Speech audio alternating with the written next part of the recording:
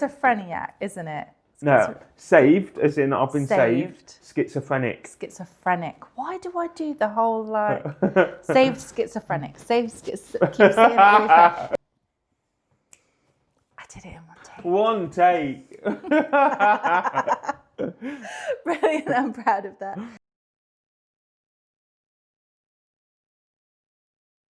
Hi guys, I'm Kira Robson of Kira Robson Photography, and today I've got Alex, the Safe Schizophrenic, in with me. We're doing a photo shoot that's based on his life, but I really liked Alex's story from what our telephone call and everything you told me. It was just so interesting. I thought we really needed to do a bit more on that, as well as capture your photo. So yeah, we're gonna dive in and just hear a bit more about Alex's story. How did this all start? Like, tell us a bit about you and your childhood. And so my childhood was really good. I was raised in quite wealthy parentage. We had a very close family. School was fine. I travelled the world pretty much before I was a teenager, which is cool. But with all the money that we had, what we couldn't do is help my sister when she started getting unwell, and she was unwell for a long time before she passed away. So whilst my family was obviously grieving, my dad went into a new business role. My mum got a dog. I started taking drugs. Basically, it was the doctors that said, in 6 to 8 weeks, this sertraline is going to make you feel better. And I had a friend that said, mate, take this in 6 to 8 minutes, you'll feel better. Yeah. So I started taking drugs just to experiment and numb the pain I was feeling. Yeah. How sort of deep did you get in that? So no one ever thinks themselves as an addict. They always think, oh, I dabble in it. Or mine got quite severe quite quick. Like, I'd go to parties where I'd score, and I'd just go on my own to do the drugs, and then I'd go home and do more drugs. Yeah. But it, like, if I was at somewhere and we'd run out of MCAT, ketamine, cocaine, whatever it is that went up my nose. So it was like a broad. Yeah. It was just anything that would stop me being me. Yeah. Because I was sick of being me, really. But like, I can remember coming down the stairs on Mother's Day, looking at my mum, and my mum just burst out in tears because she knew I was high. I'd be at parties, and if we'd run out of gear, I'd use solvents like de-ice or whatever it is. The thing is, when you're an addict, all you do is you wake up and you don't think, right, this is what I need to do today. I wake up, I'm scoring today. How I'm going to score, that's how I'll score, that's what I'm going to do. Yeah. And it's really hard to... What I'd do is I'd go maybe 3 or 4 days without using and reward myself with drugs. Be like, oh, wow, I've done really well, let's take some more drugs. Then my quality of life was dramatically reduced. I was starting to get unwell. Mentally as well as physically from withdrawal, if I'd gone a few days without it. Yeah. Was it taking the drugs and that side of things? Was that what started the schizophrenia? The schizophrenia. The way it was described to me, Mika, was your brain's got pressure points. Yeah. And trauma, if my sister pushed one pressure point, drugs pressed another one. And eventually, if enough pressure points are clicked, it locks. Okay. But it was just, I'd hear people sort of talking about me, but not how you're talking to me now. These were inside. Yeah. But it took a little bit of understanding, and the diagnosis made a lot of sense to me. Yeah. The paranoia, that's the one I struggle with even today. Yeah. With paranoid thoughts, like, you're constantly on edge. Yeah. And I get what I call paranoia attacks, where it's just overwhelming. It's. And is that related to like people, like what you think people perceive of you, sort of thing? Like you're thinking people think of you a certain way, or It's so weird. It's like the way I can see it is words jump out at me. Okay. So like there's words everywhere. There'll be words here, like on that camera. There's words, Yeah. and they jump out at me, and that's when I know I'm about to have one. Okay. Which is dead weird. So I take what we call PRM, prescribed medication designed for panic attacks. Yeah. So you know when it's gonna come on, so you can sort of work with that. No, I get that. And I've had days where, like on the wards as a nurse, it's all kicked off, and I've been absolutely fine. And then there's days that I'm having a brilliant day. I've done a lot of writing, reading. I've spent time with my kids, my wife, and then bam, it just comes out. Sometimes it comes out of nowhere. Because you think it'd be linked to when you're having your worst days, wouldn't you? And that's it's like. Why are you having a panic attack? Like nothing happened, and it's like I don't know. Yeah. I think that's even worse. It's like with anxiety. Like I've had it sometimes when it comes out of nowhere. And where's this come from? What? And I think that's even worse when you don't know why. Yeah. Like it's come out of nowhere. You haven't got anything to rationalise with. So I think that's way worse. I'm trying to think of some examples of when I've been paranoid. It's like, do you know when you got? It's like when someone asks you like, "What's your favourite song?" and you're like, "Well, there's loads of them." Yeah. It's kind of like that. There's been a lot of experiences. One question I am asked a lot is, if you was to give me a tablet now that said it'd cure me, I'd think about it, to be honest, because I think with the schizophrenia side, I've learned to live with it, but with the paranoia side, I'd do anything to get rid of it. Okay.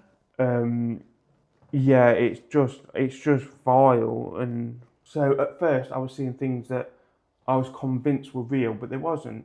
Yeah, what sort of things? It's like spirits, like fuzzy spirits. I'd see people in the house. I remember one time as I was walking out the door, I saw a signpost and there was a man hanging from that. Okay. So I was like panicking, ran over, and I was like, "There's nothing there." It all got a bit too much. I was ruining my family's life. I was ruining my own life. So that's when I made the decision to end my life. That didn't go to plan, and I was arrested for arson. Okay. I was looking at about 10 to 15 years, but they put me into a mental health institution in Leicester, Glenfield. And it was through there that I got several diagnoses: psychotic depression, personality disorder, and then they treated me for schizophrenia. Yeah. The schizophrenia was treatment resistive, so every time they gave me a new medication, it wouldn't do much. It would just give me the side effects. Okay. So I was like, well, it's the wrong diagnosis. So they said, we've got one more chance, and that's called clozapine, which is a drug especially designed for treatment resistive schizophrenia. Yeah. And that was sort of the story leading up to how I became diagnosed as a schizophrenic. Okay, interesting. So like the things you were seeing were quite dark. Horrible things. Very dark. What would you like when it was in the house? Like, was it quite? Most of it was actually auditory. Okay. Rather than visual hallucination. I did have them, but I'd be able to hear people talking about me. Another thing was, for example, somebody would put thoughts into my head that someone else could read, and then I think, well, they're going to come for me. Yeah. And if you're panicking and you're scared, you don't want to get hurt, do you? So you start becoming defensive. But I was being defensive to threats that weren't real. Yeah. Was this towards other people, or was this just okay? So like, if you'd have just looked at me funny in the street, my fight or flight would be triggered, and I'd start panicking. Yeah. So it's like poisoning you against. Yeah. Like everything and everybody's out to get you. Sort yes, of thing. exactly, spot on. Yeah. So what happened with regards like the arson incident? What led to that? I was hallucinating so much, visual, auditory. They were just racing in my head. They were surrounding me, laughing at me, talking about me. And I said, and the idea was to kill myself and kill the demons. Yeah, just end it. End it. And then I sort of figured that if we were both in the same place, they can't harm me. Yeah. And they were like banging on the door, they were shouting at me, and then I opened the door and there was a bit of flames. So then I realised I hadn't died. That's when I tried to cut my wrists. I ran to Tesco, and I started taking whatever it was on their shelves. This was Tesco, where I'm from, is a 24-hour. Yeah. So I took a lot of tablets. What I've been told since is that suicide is a permanent reaction to a temporary problem. Yes. Yeah. But for me at that point, there was no help. Yeah. Like, as much as people trying to help me, there was no help for a kid like me. Yeah. You just wanted it to stop. I wanted it to like, stop. no, that's it. And I actually got angry at the people caring about me, because I'd be like, so you want me to live this pain just so you've got me around? Yeah. And that's so selfish of me to think, but I was in so much pain. Yeah. And I just needed it to stop. And leading on to that, they said, are you going to come into hospital? Yes. And I said, absolutely not. And they went, well, we're going to section you then. It's like, actually, I will go in hospital then. Yeah. Because it's a lot less restrictive as an informal patient rather than being patient sectioned, under section. So if they were to section you, then you don't have like choices with regards, like whether you can go out or like do certain things. Yeah. Okay. What was it like actually going in under your own terms? Were you allowed to go out or? No. Good question. You'd still have to work towards leaving on the day. But I can remember I was sat in the corner and I'd just gone into Glenfield for the first time. Yeah. And I was just crying. My mum was like, no, do not cry here. Like, my mum's the most caring person ever. Yeah. But if you are vulnerable, people feed off that. Yeah. So as I was crying, I can remember saying, look, just do not cry. We've got you. You're safe, sort of thing. Yeah. When you're actually in there, you obviously, like, how did the treatment actually start? Like, can you remember like the early days, like the first? It's kind of weird. I can remember the significant things that have happened. Yeah. But a lot of it is kind of like it's like it's like when you wake up and you're like, did I do that? And then you've got memories on a few things, but some things are a bit like hazy. Is it a dream? Is it really something? Yeah, I get that. So they assess you first. Okay. So I was in I was in a dorm, so there was 3 other people and myself, and there was always somebody around. There's always nurses, NAs, nursing assistants. Yeah. It's terrifying going in there as the first time. Yeah. I was tall, but I was very skinny. My diet was cocaine. You sort of realise that most people are there wanting help as well. Yeah. You get a lot that don't, but I sort of was drawn to the people that wanted to help. Yes. And they'd sort of look after me. And did you make friends in there? Or? Yeah. I can't say his name, but I can remember one of them. He just really took me under his wing. Brilliant. And they had a snooker table, and I'd play about 3-4 hours a day on that. I'm still rubbish, Kara. I'm still awful. I didn't win one. I didn't win one game, and I was there for a long time. How long were you actually there? I had many admissions. I think my longest was months, not years. Yeah. But to be titrated on clozapine, you start on a very low dose. Yeah. And they've got to check for a lot of things. So they'll give you blood tests weekly, and then bi-weekly, and then monthly for the rest of your life. Yeah.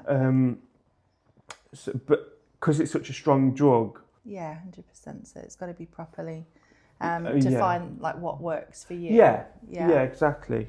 So, were you isolated a lot, or were you did you interact with people a lot, or? You kind of knew who you could talk to, who you couldn't. Yeah. But even then, there was people that I'd not considered my friend, but people who I respected on the ward, and the slightest thing could trigger them. Yeah. So you've got to remember that the people in hospital are unwell. Yeah. And whilst I mean, I'm sure you have your good days, but I'm sure you have your bad days too, Karen. 100%. Yeah. In hospital, it's just kind of magnified a bit. Like exaggerated. Yes. Like, yeah, I get that. But there's also a negative side of the support. So when I cut my wrist, I cut it that way. Yeah. And then next time if you do that, you'll die. Yeah. And they was teaching me sort of how to self-harm. Yeah. And this is the other like patients. Yeah. So like it wasn't always like positive interactions. No. Sometimes it'd be like damaging sort of thing. Yeah. Did you find you'd pull yourself away a little bit? Like, would you spend time alone or? Yeah, but I was kind of like that as a kid. But I think I've become more of a people person, a lot more. Yeah. But I was very scared in hospital, so I'd keep myself to myself, sort of thing. Yeah. I would have the people I talk to. Yeah. But if I could, I'd isolate myself. Yeah. And spend that time. So like, is this where you found your like? How did your writing come about? So I had a pen and paper, and that's the only possessions I had. I had some clothes, but it was just a pen and paper. So I started writing, like doodling, and thought, you know what, I'm gonna do a bit of writing. I'm gonna do a diary. Okay. So I started writing, and Kira, it was awful. The writing was poor. The words I used weren't very good. But something happened when I was writing that I began to feel almost euphoric. Yeah. And I thought, oh, this is good. And it's around the same time as I found my faith as well. Yeah.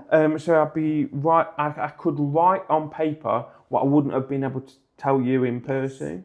Yeah. So it's like getting them thoughts out there. And with writing, like, for me, it is the best therapy I've had. Yeah. And it's a therapy that you can use at any time you want. Yeah.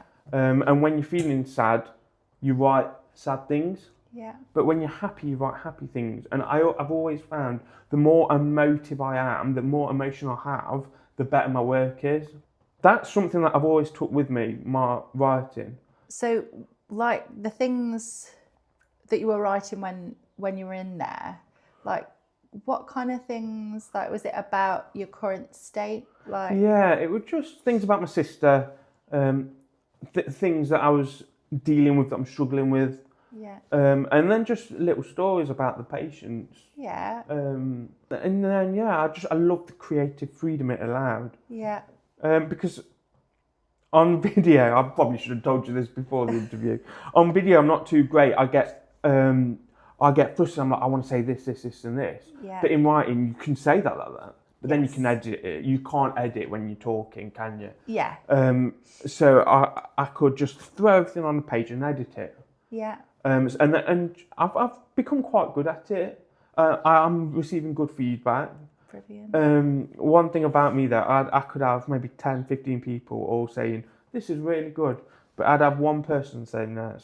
And that's all I focus on, which is something I need to work on. Yeah, no, I get that one. I understand that, for sure. So I don't think I'd be sat here if it weren't for writing. I really don't. Yeah. So it's like, your therapy. Yeah. Like. And it still is now. Yeah. Did you find the writing almost better than because did you have therapy when you were in there? Like you had reluctantly. It took a long time for me to accept psychology. Yeah. And I did, and it was fantastic. But did you find the writing more like that was more your thing? Yeah. Brilliant. Because that's like in therapy and things like that. That's a big thing that they obviously use. They tell you like write like journaling. And that sort of thing. It's a good way because you're not having to talk to like anybody. That's your person, like your private like space sort of thing with the writing. Brilliant. You started doing poetry in there as well, didn't you? Like poetry came slightly later. It was more articles and stories about the patients. Yeah. But then I did a course I don't know if I'm allowed to tell you the course's name in case it's classed. But I did a course and they recommended I did a poem, and I did. And again, it was awful. Like when I first started writing my articles, but I just found it was just like how I was doing it, and it was like 5 hours later, I was like, oh my God, I haven't. I'm still on it. Yeah. It was a real blessing. So like allowed you to sort of the poetry, and that allows you to get out of your own head a little bit. Yeah. So I'm like that with editing and things. Like I start something and then completely like time just disappears because I'm in another world. I'd love to show you my laptop. There's about 19 pages of Word, and each one is like, no, I've got another one, I've got another one. Yeah. And that's why it takes me so long to write them. Not that it takes me a long time to write, it's just I have to keep swapping between the lot. Yeah. So do you like just get inspiration, different ideas, like everything just... With me, I'll have 2 lines that rhyme, because I do rhyming verse. Okay. I'd have 2 lines that rhyme, and I'll base the entire poem from that. Okay. And sometimes it doesn't work, but that's fine because I've learnt a lesson. Yeah. But the times it does work, I've tried a few open mic nights. Oh, brilliant. That was, they took a bit of... a lot of courage for that sort of thing. Well, as you'll know from me, when you talk to me, I do not shut up. But when I've got something important to say, I can't talk. Yeah. That's why I'm so nervous, so unfluent. And when I was doing my first open mic nights, I wrote some of the best poetry I've written, but I was surprised that it was getting such negative feedback. Yeah. And then my friend just took me to the side and went, Alex, it's an open mic night. No one wants to be depressed at this time on a Friday night. So I started trying to do funny ones, what I think are funny. Yeah. And they went down a lot better. Yes. So I always say I like to do funnies and thinkers. So with my poems, I either want to make you think about something or want to make you laugh. Brilliant. No, that's cool. The two, like, opposing sides. It's really hard when you try and combine them. Yeah. Oh, gosh. Because I remember when we chatted on the phone, you said you'd really you'd found God and like really got into sort of that sort of thing. When did that sort of... I had a friend who visited me in hospital, and he brought me a Bible and was like, read this, mate. I'm like, yeah. And I didn't. And then he came in a week later, like, how you been? I was like, yeah. How much of the Bible did you read? I was like, not much. And I think I was denied, I think something happened on the ward and I was denied leave. Yeah. So I just prayed. I was like, well. Then I started reading the Bible, bits of it. I didn't understand much because it was, I can't remember the version it's called, but it was quite old fashioned. Yeah. Which I struggled with. So I just gave it up but carried on reading. Yeah. Praying, sorry. And then my life got better very quickly. Yeah. But I'd still have my down days. So I'd be like, well, if God exists, I wouldn't have down days. I'd be... Now I know why. Well, I don't know why. I know that the reason I don't know is because I'm only human, sort of thing. Yeah. So he took me to church, and what I'd do is I'd pray at night, pray in the morning, and call myself a Christian. Yeah. But I was very complacent until recently, and I thought, you know what, I'm going to document my journey. Because, like, if I can be saved, Kara, anyone can be saved. Uh-huh. So I made the page The Saved Schizophrenic, which I'll say one more time, just in case someone missed it in the... Yeah, no. So that is documenting from... So for me, it's like Jesus died for me, so I'm going to live for him, if that makes sense at all. Yeah. I'm really going for it. I'm praying, reading, writing, going to church, being a greeter. Yeah, like immersing yourself. Exactly. Yeah. Brilliant. So that's is that what your like socials and that are showing? Yeah. Like your... You don't have to be a Christian to, I'm going to say, enjoy. I hope people enjoy reading what I write. But I've got like an personal email address in case anyone's suffering or wants to talk to me about it. and I could, because I'm still quite new in my journey, so Yeah. I'm asking lots of questions too. But the point of my social medias at the minute is just to share how I feel, and there's people who be watching this and think, you ain't got it bad, I've got it bad. But there's some people that think, actually, this guy's got it quite bad. And I wanted to share that, yeah, I've had my troubles, but I'm so blessed. Yeah. So I suppose there's going to be lots of people that resonate with that Yeah. sort of thing. So it's a good, because I've said to you, I think you're a good like role model for that, because your life has taken the arc, and it's been like you've been through some real crap. But you've made like a really, do you know what I mean? Like a beautiful thing out of it with your writing, and like you've found your like niche, what works for you, sort of thing, for sure. What I would like, when I came out of hospital for the last time, I was told that I had some inevitabilities. You'll have to edit so I say that properly. I would leave hospital and either intentionally or unintentionally overdose. I'd go in prison, or that was the one option. The second option, that I'd be better, basically. The best option would be that I'm in that hospital and I can spend long periods out of hospital before I have to go back in. One of them joked and said, in a few years you might be able to get the bus on your own to buy some cigarettes with the benefits you get. And I was like, absolutely not. So I worked really hard. I went straight to college, enrolled on their access course, an access course that I'd failed 3 times already. Got into university, completed my mental health nursing degree. Oh, fantastic. I wanted to be a nurse to give back. Yeah.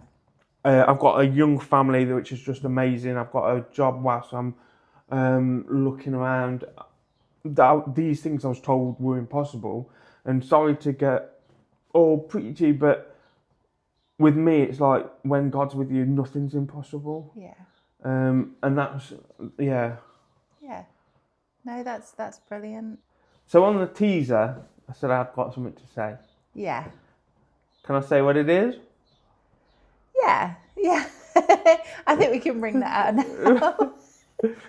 So I've applied and I have an audition for Britain's Got Talent to do spoken word poetry. Fantastic. I've got an idea. I'm really excited by it and I'm working hard on it.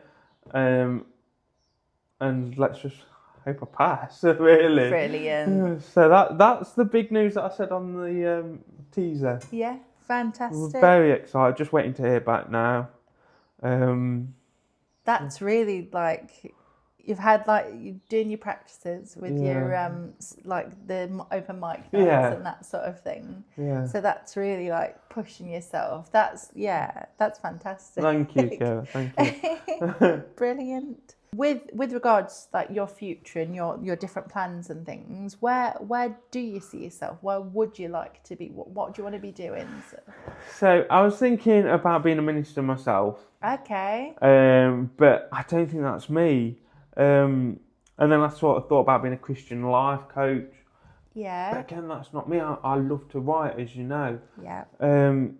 So my plan is to just... it's quite funny and it's quite grandiose and it's probably... what is it? Delusions of grandeur. Oh, okay. But I want to go all over England to share poems and inspirational talks in churches. Oh, fantastic. Okay. I think that is me. Yeah. But it's like when the Holy Spirit's in you and it's like you just know. Yeah. You're like, I was thinking, oh, it's a good job, is it? Christian life coach, it'd be nice. Being a minister, yeah, it would be really nice. But when I thought about the idea of just going and sort of talking about my story, reading my poems, I just felt, and that's when I knew that's what I'm doing. Yeah. That's what I will do. Yeah, feels like you. Like, definitely. So, as a thank you, I'm going to get you a Lambo. Just whatever colour. Oh, brilliant. Your socials, I want to talk about them a little bit more? Like, have you? Yes, how we long- do. we've got to plug you, haven't we? So with your socials, how long have you been running your? Schizophrenic. Yes. Not too long. I've got a massive 20. You've got 20 followers. 20 followers on You'll Facebook. sort that To put that out. in perspective, that's how many voices I hear. My Instagram's got 250, which I'm happy with. 'Cause they're still quite new. Yeah. TikTok, I'm getting between 100 and 600. Yeah. Which, to say that there's 600 people Yeah. listen, and they probably don't watch it. They probably put it down, gone toilet, someone come back. TikTok's a good one. Yeah. No, it is a good one. I know quite a few people that have. Everything else has been quite. I don't know the algorithm or anything like that. No, but no. TikTok seems to kick off Yeah. better for stuff like that. But is your content on there? Is it? So it's about. Have you told people about your journey, that sort of thing? So I love doing stuff like this with you, Kira, because I talk about things I'm passionate about. But there's a lot that I haven't. Not that I didn't want to tell you lovely people. It's just there's a lot I may miss out that I would include when I was writing, for example. And when I write, it's more structured. It's more. Like I say, I'm not too great in front of a camera. So what it is, it's there'll be a lot of poetry. There will be a lot of poetry. Yeah. I'm halfway through a website, but the socials will link that, but you don't have to go on the website. You can go on there. I do Monday morning message, which is talking about the week, what I've got planned, how my last week was. Yeah. I have only done a couple of them, but like I say, they're quite new. Yeah. It's just like I say, you don't have to be a Christian to follow it. You can hopefully enjoy what I write, but it just all of it combined, faith, writing. I'm in a very blessed. Yeah, it's a good time for people like to start following you to see like how you. Do you know what I mean? That's it. And because watch the progress and. I've learned about theology, stuff like that. And the way someone put it is, there's no atheists on a crashing plane. Yeah, you know everybody. Everyone's praying at that point.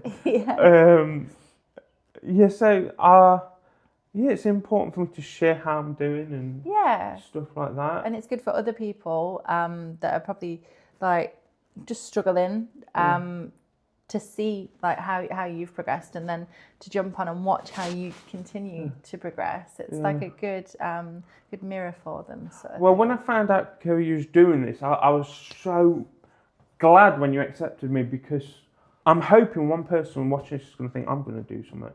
Yeah. That's change my goal. Life, my goal is to change people's lives. Yeah. I'm probably not going to do it on a global scale, but even if it's just one person, I can make their life better, I will. Yeah. No, that's brilliant. It's a good way to look at it. If I could just finish with, thank you so much for having me here. I've had such a brilliant time with you. The coffee's amazing. I'm sure I could probably have another one. Oh, definitely. You can squeeze another one out of me. But yes, thank you, Karen. Absolute pleasure. It's been lovely having you on and having a chat with you. Brilliant. Thank you.